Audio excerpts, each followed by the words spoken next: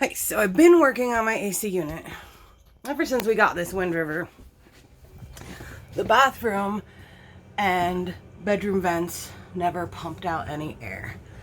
So when you come out to the unit itself, this ducting here goes that way to the kitchen vents and the living room vent. But over here is where the bathroom vent and bedroom vent would go. So as you can see, there's no hole there like there is on that side. So I've pulled off some of the plastic unit there and got it down to where I can see. And this all looks pretty factory. If I take this board, pry it back, in there, you can see the bathroom vent.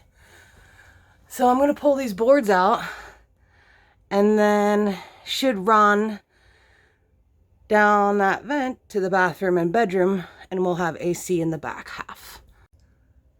Okay, so I pulled off that board and there it is. There's the vent out that side that goes to the rear, and the vent that was already there that goes to the front. So what we're gonna do is I'm gonna grab this little flashlight here.